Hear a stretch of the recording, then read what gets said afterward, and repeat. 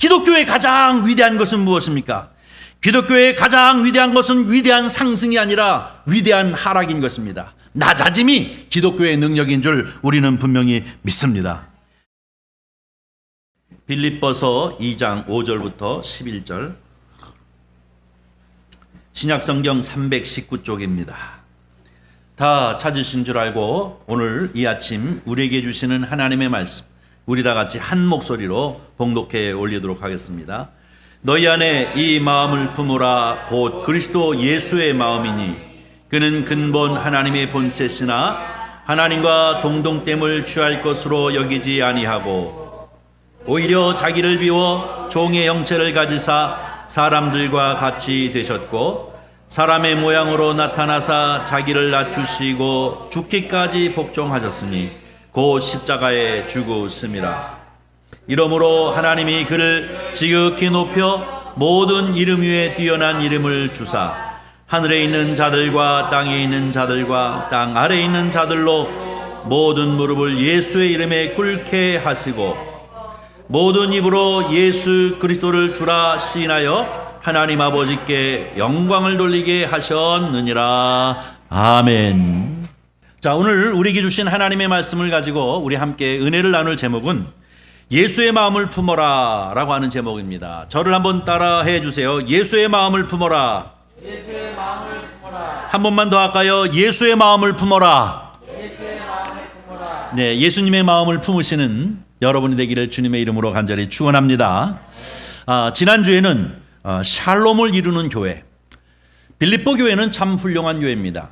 12년 동안 열심히 선교도 했고, 그리고 또 그렇게 크게 이제 뭐 요즘 말하고 얘기하는 대교회도 아니고 자그마한 이제 중소교회임에도 불구하고 이 선교 현장에 늘 앞장섰고, 또 뿐만 아니라 사도 바울을 늘 뒷바라지했던 그 교회가 바로 이 빌립보 교회입니다. 근데 이 사도 바울이 빌립보 교회를 향하여서 지난주에 준 말씀이 무엇입니까? 너희 교회가 분열되지 말고 하나님의 평강, 샬롬이 넘치는 그런 교회가 되어지기를 원한다라는 말씀을 주셨습니다. 그러면서 성도가 늘 가져야 할 마음은 뭐냐면 공감력입니다. 하나님과 나와의 공감, 마음이 하나님과 같이 앓고 또 성도와 성도 사이의 마음을 같이 하는 그런 공감 능력이 있어야 된다는 것입니다. 너는 너고 나는 나고 하나님은 하나님이고 나는 나고 한다면 우리에게는 은혜가 없습니다.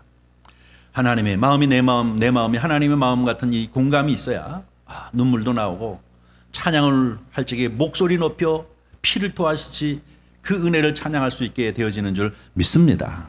또 뿐만 아니라 성도들도 마찬가지죠. 김 집사, 집사님 다 따로따로 있다고 한다면 그 의미가 무엇입니까?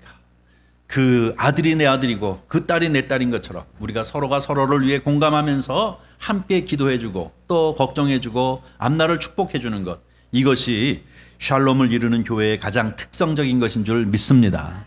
그래서 지난 주일날 한 마음을 품고 또 남을 나보다 낮게 여기고 또 뿐만 아니라 내일처럼 상대를 돌보는 그러한 성도들이 되면 그 교회는 샬롬, 평강이 넘치는 교회가 된다라고 이렇게 말씀하셨는데요. 사실은 1절서부터 4절까지 말씀으로 끝나는 것이 아니라 오늘 함께 얘기했던 5절서부터 11절까지 말씀까지 연장되어진 것입니다. 바로 하나님의 은혜가 넘치는, 샬롬의 은혜가 넘치는 그러한 교회가 되어지기 위해서는 한 마음을 품는 것도 중요하고 나보다 남을 낮게 여기는 것도 중요하고 내일보다도 남의 일들을 더 돌봐줄 줄 아는 그런 마음을 가지는 것도 중요한데, 그보다도 더 중요한 것은 뭡니까? 예수 그리스도의 마음을 품는 것인 줄 믿습니다. 예수 그리스도의 마음을 품는 것이 곧 샬롬의 은혜가 넘치는 교회이다 라고 하는 것을 결론적으로 얘기하는 것이 오늘 본문 말씀 5절부터 11절까지 말씀인 줄 믿습니다. 사랑하는 성도 여러분, 저와 여러분 마음 가운데 예수 그리스도의 마음을 품으로 말미암아 여러분 가정이 또 뿐만 아니라 여러분 자신이 그리고 교회가 그리고 이웃과 더불어 하나님이 내리시는 평강의 은혜가 넘치시는 그러한 축복을 누리시는 성도님들이 되기를 주님의 이름으로 간절히 축원합니다. 너희 안에 이 마음을 품으라 라고 얘기합니다. 너희 안에 이 마음을 품으라. 어떤 마음이요? 곧 그리스도 예수의 마음이니 라고 이렇게 표현하고 있습니다. NIV 성경을 보니까 뭐라고 했냐면 fitting in Christ Jesus. 예수 그리스도의 피팅이라는 건 뭐냐? 맞추라라는 뜻입니다. 여러분, 우리가 옷을 맞출 때 옛날에는 가봉한다 그러는데 요즘은 유식한 말로 피팅한다 그러잖아요. 피팅룸 이렇게 써져 있어요. 옷 입으러 가면 이렇게 커튼 쳐놓고 피팅룸이라고 되어 있는데, 이건 뭐예요? 맞나 안 맞나 맞춰본다는 얘기죠. 예수의 마음에 맞추라, 이 마음을 품으라 라고 하는 것은 뭐예요? 예수의 마음에 나를 맞추라 라고 하는 것을 얘기하고 있는 것입니다. 내 마음에 예수님의 마음을 맞추는 것이 아니라 예수님 마음에 내 마음을 맞추는 것이 예수 그리스도인으로서 살아가는 삶인 줄 믿습니다. 이것이 곧 축복이다 라고 얘기하는 것입니다. 내 마음이 네모이고 예수님의 마음이 동그라미라면 내 마음 네모를 자꾸 깎아서 동그라미를 만들어가지고 예수님 마음에 딱 맞추게끔 되어져야지, 예수님을 내 마음에 맞추려고 한다고 하면 이것은 잘못된 것입니다.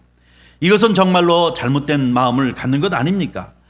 마음은, 다시 말해서 이 마음을 가지라, 예수 그리스도의 마음, 그 마음을 너희 마음 가운데 품어라 라고 하는 것은 예수님을 따라가라 라고 하는 그런 마음인 줄 우리는 분명히 믿습니다.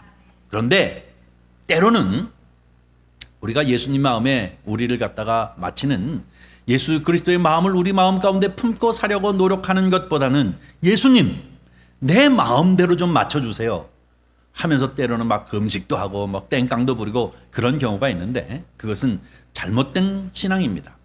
오늘 본문 말씀은 우리에게 명확하게 얘기하고 있습니다. 너희 안에 이 마음을 품으라. 너희 안에 이 마음을 품으라. 어떤 마음이요? 예수의 마음입니다.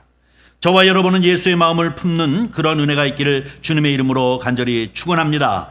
이 예수의 마음은 어떤 마음입니까? 제일 먼저 자기를 비우는 마음입니다. 오늘 본문 말씀 6절과 7절 말씀을 다시 한번 우리 봉독해 보도록 하겠습니다.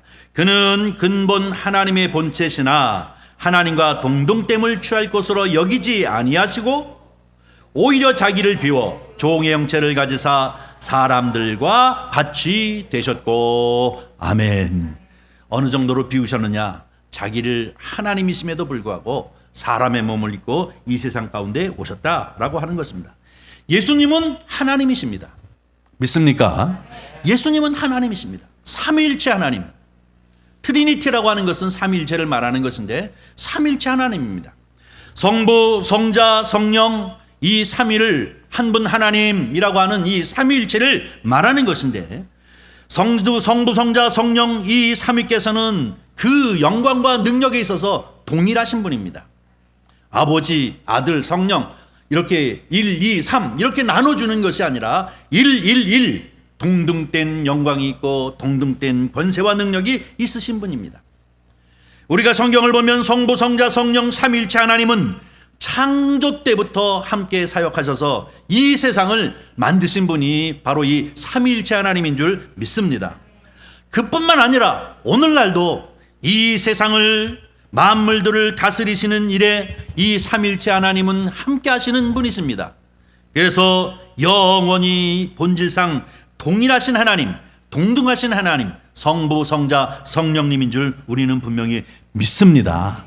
그런데 성자 하나님께서 자기를 비우셨다는 것입니다. 자기를 비우사 사람 같이 된 것이 아니라 사람이 되셨습니다. 믿습니까? 우리는 이것을 잊어서는 안 됩니다. 사람같이 되신 것이 아니라 그분이 자기를 비워 이 세상 가운데 내려오셔서 사람이 되셨습니다. 이 뜻은 무엇을 의미합니까? 사람의 옷을 입고 오신, 겉은 사람이고 속은 하나님이라는 뜻이 아닙니다. 무엇입니까? 완벽한 사람이 되어주셔서 이 세상 가운데 오셨다라고 하는 의미인 줄 믿습니다. 그러게 이 은혜가 크신 것입니다. 마치 드라마를 볼 때나 영화를 볼 때 보면 종종 왕들이 민정시찰을 나가기 위해서 자기 왕복을 벗어버리고, 그리고 이제 평민의 옷을 입고, 그리고 저작거리에 가가지고 주막집에 가서 막걸리를 한 잔 놓고 이 사람 저 사람하고 나누면서 이 민심의 동향이 어떻게 가고 있는가 하는 것들을 알기 위한 것이 아니라 그분은 친히 사람이 되셔서 오신 것입니다. 이것을 우리는 인카네이션, 성육신 하셨다라고 얘기하고 있습니다. 이러기 때문에 이것이 하나님의 신비이고 우리를 향하신 하나님의 은혜 그리고 예수 그리스도의 은혜 그 구원의 역사가 또 감사한 것인 줄 믿습니다. 우리가 평생 하나님을 찬미하고 예수 그리스도의 말씀을 우리가 따르는 것은 바로 이 놀라운 은혜를 우리가 힘입었기 때문에 그런 겁니다. 예수님은 위장술로 오신 것이 아니라 친히 진정한 하나님이 되신 것입니다. 스스로 자기를 비우셔서 이제 보내심을 입었거나 아니면 성부에게 떠밀려서 오신 것이 아니라 자기 스스로 자기를 낮추셔서 그 영광의 자리에서 이 낮고 천한 인간의 모습을 입고 어디까지요? 죽기까지 순종하신 분이 우리 주님이신 줄 믿습니다. 왜 그럴까요? 저와 여러분을 구원하시기 위함인 줄 믿습니다. 그래서 히브리서 4장은 뭐라고 얘기합니까? 그분은 우리와 똑같으신 분이라고 얘기하고 있습니다. 그분은 우리와 똑같이 고통을 당하시고 그분은 똑같이 우리와 슬픔도 당하시고 배고픔도 당하시고 아픔도 당하시고 때로는 배신도 당하셨습니다. 그러나 그와 우리가 다른 것은 그는 죄가 없으신 분이다 라고 히브리서 기자는 우리에게 얘기하고 있는 것을 볼 수 있습니다. 기독교의 가장 위대한 것은 무엇입니까? 기독교의 가장 위대한 것은 위대한 상승이 아니라 위대한 하락인 것입니다. 낮아짐이 기독교의 능력인 줄 우리는 분명히 믿습니다. 기독교는 높음을 자랑하는 것이 아니라 낮음을 자랑하는 것이 기독교인 줄 믿습니다. 어떤 사람이 얘기하기를 당신은 예수 그리스도를 믿고 어디까지 높아져 보셨습니까? 라고 이렇게 물어본다면 이 사람은 분명히 기독교를 잘못 이해한 사람입니다. 당신은 예수 그리스도를 믿고 어디까지 낮아져 보셨습니까? 라고 이렇게 물어본다면 이 사람은 분명히 기독교를 바로 이해한 사람입니다. 여러분 2000년 기독교 역사를 통해서 기독교가 방향을 잃고 헤맬 때는 언제입니까? 스스로가 높음을 자랑할 때 우리는 방향을 잃어버려서 헤매이고 때로는 사회로부터 지탄을 받고 손가락질을 당했습니다. 그러나 기독교의 가장 위대한 것은 낮아짐, 얼마나 예수 그리스도를 믿고 그 은혜로 낮아지는 데까지 갔느냐 하는 것들을 얘기할 이때에 가장 기독교는 하나님의 능력을 가진 이제 신앙을 갖게 되어진 줄 믿습니다. 그래서 지난주에 제가 말씀을 드렸죠. 기독교라고 하는 것은 낮아지는 것이 곧 덕목이고 낮아지는 것이 곧 예의이기도 하고 또 기독교는 낮아지는 것이 도리인 줄 믿습니다. 예수 믿는 사람은 높아지는 것이 아니라 예수 믿는 사람은 낮아지는 것입니다. 그것이 오늘 주님께서 이 마음을 품으라 곧 예수 그리스도의 예수의 마음이니 이 마음을 품으라 라고 얘기하면서 하나님과 동등된 능력과 영광을 가지셨지만 거기에서부터 사람의 몸을 입고 이 세상 가운데 내려오시기까지 자기를 비우신 그 마음을 우리 가운데 품으라 라고 이렇게 얘기하고 있습니다. 사랑하는 성도 여러분, 저와 여러분은 바로 예수 그리스도의 마음을 품어 정말로 낮아짐으로 예수 그리스도의 능력이 드러나는 그런 은혜가 있기를 주님의 이름으로 간절히 축원합니다. 또 한 가지로는 이 케노시스라고 하는 말이 있는데요. 이것은 신학적 용어로서 상당히 중요한데 자기를 비우셨다라고 하는 헬라어 용어이기도 합니다. 이것을 영어로 얘기한다면 이 himself nothing, 다시 말해서 make himself nothing, 다시 말해서 내가 없다, 나는 나 스스로 없다라고 얘기하는 것입니다. 예수님의 행적이 바로 그런 행적이었습니다. 누가복음 18장 19절에 보면 예수님을 향하여 선한 선생이여 선한 선생이여 하고 많은 사람들이 선한 선생이라고 예수님을 향하여 얘기할 때 예수께서 이렇게 얘기하십니다. 예수께서 이르시되 어찌하여 나를 선하다 하느냐. 하나님 한 분 외에는 선한 이가 없느니라 라고 이렇게 얘기하는 것을 볼 수 있습니다. 여러분 기억나시죠? 네? 성경이 그렇게 있지 않습니까? 선한 선생이여 선한 선생이여 라고 얘기할 적에 예수님은 어찌하여 나에게 자꾸 선하다 하느냐. 선하신 분은 하나님 한 분밖에 없다라고 자기의 없음을, 자기 스스로 자기 자신을, 이 비움을 우리에게 가르쳐 주고 있는 것을 볼 수가 있습니다. 이 예수님은 자기를 드러내기보다는 자기를 없이 하시는 것을 좋아하시는 분이시였습니다. 여러분이 잘 알다시피 기적을 행하시고 그리고 난 다음에 자기 스스로를 낮추신 분이었습니다. 기적을 행하시고 자기를 감추고 혹은 기적을 행하시고 그 자리를 몰래 피하신 분이 예수님이십니다. 내가 했어 하시는 분이 아닙니다. 도리어 기적을 행하시고 거의 자리를 피하셨을 뿐만 아니라 도리어 기적을 행하시고 저 하늘에 계신 아버지가 너를 이제 용서하였다라고 이렇게 말씀하지 않습니까? 이것이 바로 뭐야? 이 마음을 품으라. 예수 그리스도의 마음이니 바로 저와 여러분은 이 마음을 품을 때 예수의 마음을 가진 것이고 이 마음을 품을 때 저와 여러분의 마음은 평강이 넘쳐나게 되어질 줄 분명히 믿습니다. 이것이 바로 하나님의 영광을 돌리는 예수 그리스도의 마음을 우리가 품은 것입니다. 우리는 삼위일체 하나님이라고 얘기하는데요. 성부, 성자, 성령, 삼위. 그럼에도 불구하고 그분들은 한 분이시다라고 하는 삼위일체를 얘기합니다. 이것은 완벽한 신비입니다. 이것은 완벽한 하모니를 이루고 계시기 때문에 삼위이시지만 성부, 성자, 성령이시지만 그분은 한 분이시다라고 우리가 고백하는 신앙을 갖게 되어집니다. 성경을 읽노라면 한 번도 성부 하나님께서 자기를 드러내신 적이 없습니다. 성부 하나님은 성자 예수 그리스도를 늘 이제 축복하시고 드러내셨습니다. 성부 하나님은 뿐만 아니라 성령님의 역사실을 주목하도록 계속 구약 성경의 말씀을 주신 것을 우리는 너무나도 잘 압니다. 한 번도 자기를 드러내시지 않습니다. 그런가 하면 성자 하나님께서는 어떻게 하십니까? 성부 아버지여 하고 아버지의 영광을 드러낼 뿐만 아니라 내 뒤에 내가 이제 보혜사 성령을 보내리니 그 성령은 나보다 더 큰 일을 하리라, 너에게 유익하리라 라고 이렇게 말씀하시는 것을 볼 수 있습니다. 이것은 무엇입니까? 성자께서 스스로를 드러내시는 것이 아니라 도리어 아버지를 드러내고 그리고 내 뒤에 오시는 보혜사 성령님이 하시는 일들을 얘기하고 있습니다. 뿐만 아니라 이 성령 하나님께서는 무엇을 드러내십니까? 예수 그리스도와 아버지 하나님을 드러내십니다. 우리는 성령의 인도함을 받고 성령 충만하게 살아가는 이제 이 은혜의 시대, 성령 시대에 살고 있는 사람들입니다. 우리는 성령을 통하여 하나님께 영광, 성령을 통하여 예수 그리스도를 찬양하는 줄 믿습니다. 그런 것 보면 성부나 성자나 성령이나 자기를 드러내기보다는 자기를 낮추시고 도리어 이 위들을 드러내는 그런 역사를 보이시는 것을 볼 수 있습니다. 삼일체 하나님, 그 삼일체 하나님을 바로 이해하는 교회가 성령 충만한 교회예요. 바로 이 삼일체 하나님을 바로 이해하는 교회는 분쟁이 없는 교회예요. 바로 이 삼일체 하나님을 바로 이해하는 것은 교회는 다툼이 없는 교회예요. 바로 이 삼일체 하나님을 바로 이해하는 교회는 결국은 샬롬이 넘치는 교회인 줄 믿습니다.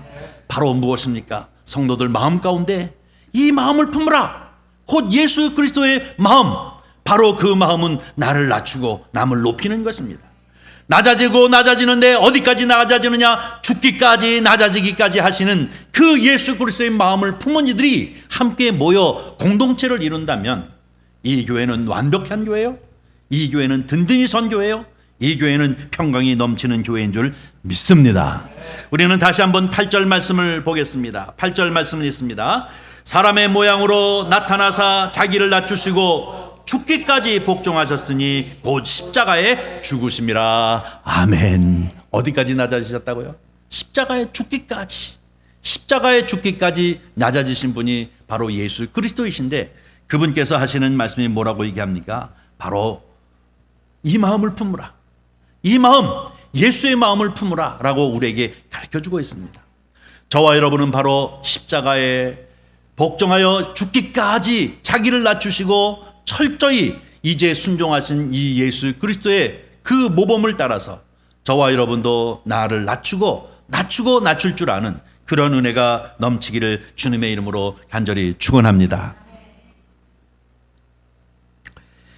세상에 가장 불쌍한 사람은 어떤 사람이냐라고 기독교인들에게 물어본다면 기독교인들 중에 가장 불쌍한 사람은 무엇입니까? 어떻게 되었는지는 잘 모르지만 십자가에 달리긴 달렸는데 다른 사람들은 십자가에 달려서 다 죽었는데 십자가에 달려가지고 혼자 살아가지고 아이고 아파 하면서 고통을 겪는 사람, 이런 사람이 가장 불쌍한 사람인 줄 압니다.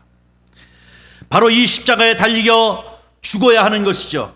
예수 그리스도께서 십자가에 달려 죽으신 것처럼 우리도 십자가에 달리면 죽고 이제는 내가 산 것이 아니라 내 안에 그리스도가 사신 것이다 라고 고백하면서 주님의 뜻대로 살아가는 사람들이 그리스도인인 줄 믿습니다.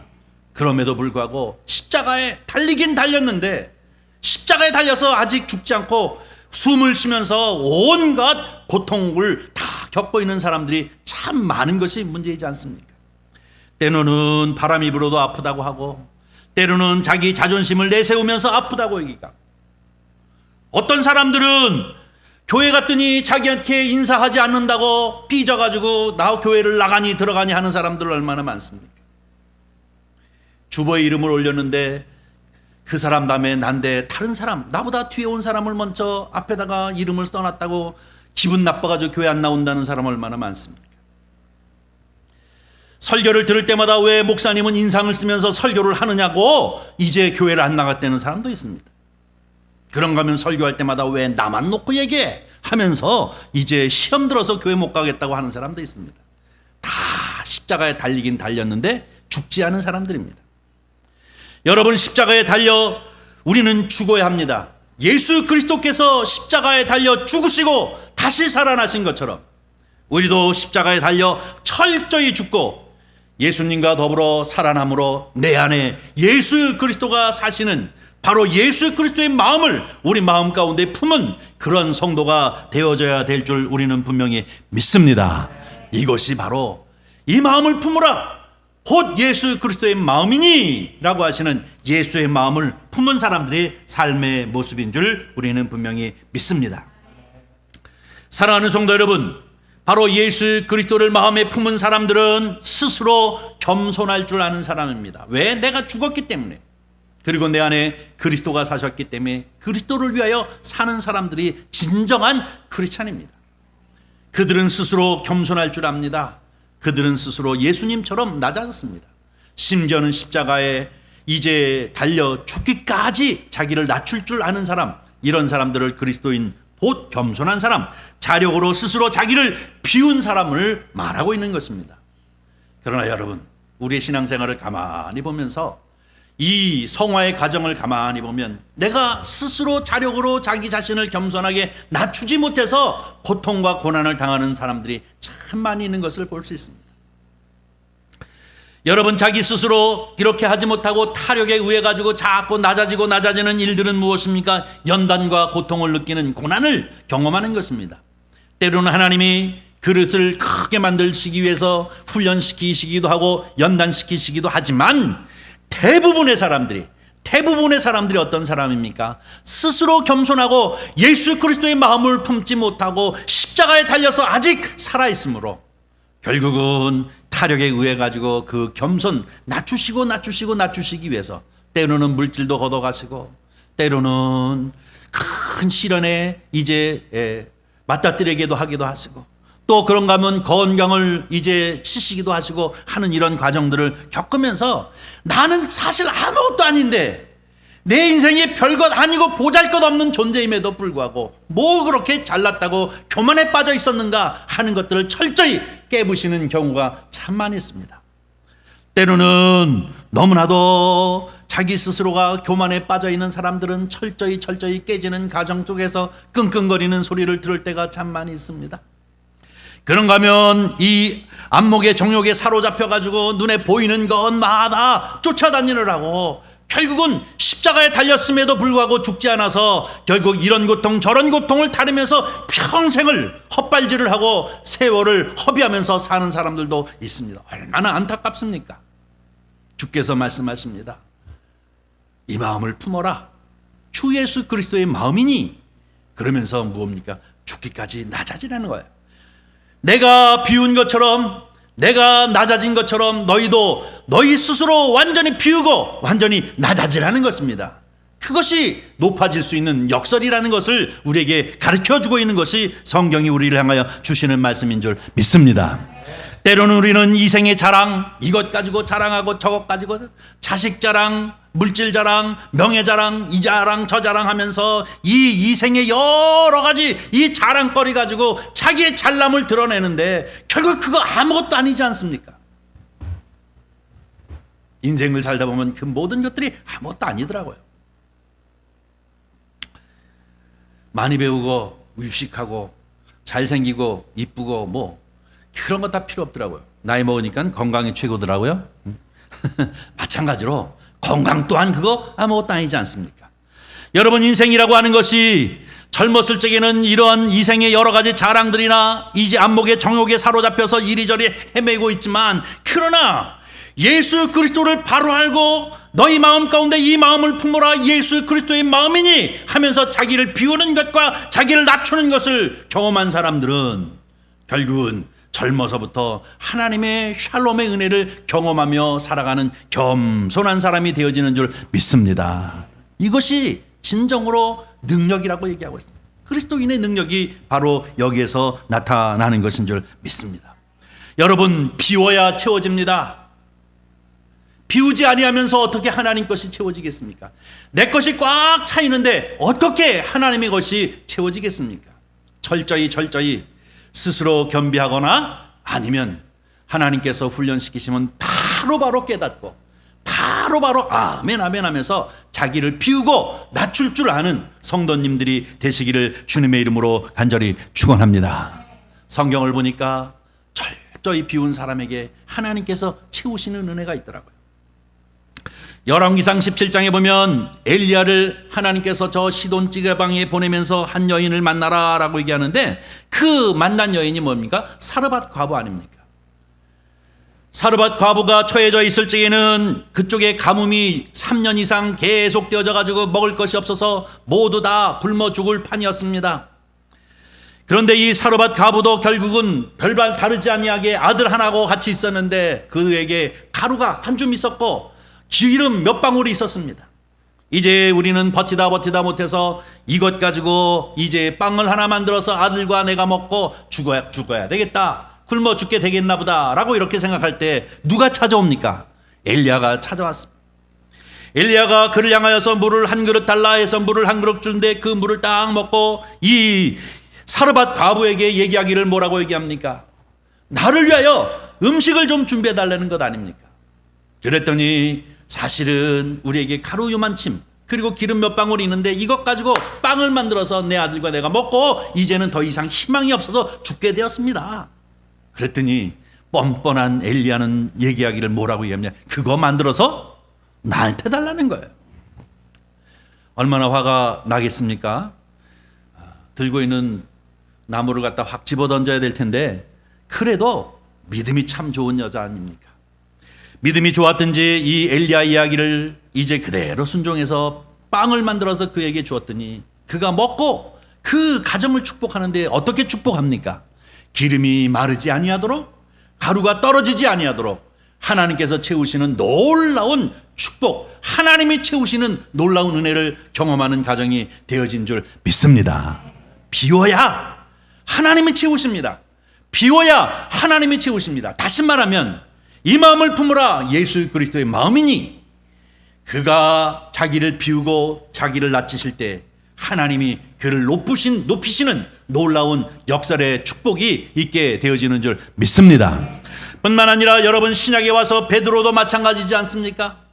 베드로도 어떻게 되어집니까? 예수 그리스도를 만나기 전에는 자기의 이 어부로서의 실력을 과시하는 사람이었습니다. 과신하는 사람이었습니다.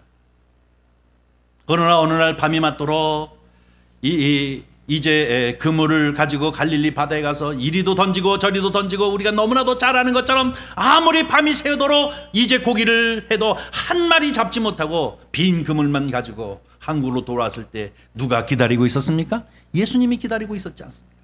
얘야, 저 깊은 데 가서 그물을 한번 던져봐라. 아마 몇 마리를 잡았다면 그는 거부했을 것입니다. 그러나 완전히 참패입니다. 한 마리도 잡지 못했습니다. 그래서 그 말을 의지하여 깊은 곳에 가서 그물을 던지니 바로 그물이 찢어지도록 고기가 잡혔다라고 얘기합니다. 그것을 경험하면서 어떻게 합니까? 예수 제자 되는 것 아닙니까? 예수 그리스도의 제자가 되어지는 바로 이 만선의 기적을 경험하면서 그가 비로소 내가 죄인인과 나는 아무것도 아니었구나 라는 것을 깨닫고 겸비한 마음을 가져 예수 그리스도의 제자로 모든 것들을 버려두고 예수님을 따른 줄 믿습니다. 여러분, 나를 낮출 줄 알아야, 나를 비울 줄 알아야 결국은 바로 하나님이 채우시고 예수 그리스도의 은혜가 우리의 심령 가운데 넘쳐나게 되어지는 줄 분명히 믿습니다. 여러분 앞에서 얘기하고 있는 것처럼 이 엘리야 이야기나 베드로의 이야기를 가만히 보면 공통점이 무엇입니까? 뒷부분에 누가 나타난다는 것입니까? 예수 그리스도가 등장하시는 것입니다. 기적의 경험이라고 하는 것은 결국 자기를 비울 때입니다. 수없이 많은 기독교 신앙가들, 특별히 믿음 가운데 하나님 앞에 귀하게 쓰이는 사람들, 그 사람들의 간증 소리를 들어보면 그들이 예수 그리스도를 만날 수 있었던 것은 무엇입니까? 철저히 부서지고 깨어지고, 그리하여 정말로 완전히 비워졌을 때, 그때 비로소 예수 그리스도를 만나게 되어지고 예수 그리스도의 은혜를 경험하게 되어지는 것을 볼 수가 있습니다. 내 인생이 정말로 완전히 힘들어서 어찌할 바를 모를 정도로 망가져서 정말로 나는 아무것도 아니었구나 라고 고백할 때 비로소 주께서 나타나셔서 그를 붙드시고 그에게 은혜를 채우시고 그에게 축복하셔서 하나님의 영광을 위하여 쓰시는 종들이 되어진 것을 우리는 얼마든지 볼 수가 있습니다. 사랑하는 성도 여러분, 오늘 본문 말씀 이 빌립보서 2장 5절부터 11절, 다시 말하면 1절부터 11절까지 말씀을 향하여 이 빌립보 교회를 향하여 주시는 말씀입니다. 너희가 예수의 마음을 품으라는 것입니다. 그것만이 진정한 기독교의 본질을 이해하는 것이고, 그것만이 내 인생이 정말로 보람되게 하나님 앞에 영광을 돌리며 살 수 있는 인생이 되어진다라고 하는 것을 우리에게 가르쳐주고 있습니다. 여러분, 한국교회가 됐던 아니면 이 세계의 많은 교회 2000년의 기독교 역사를 보면 교회들이 방향을 잃을 때는 언제입니까? 스스로 교만해져 있을 때입니다.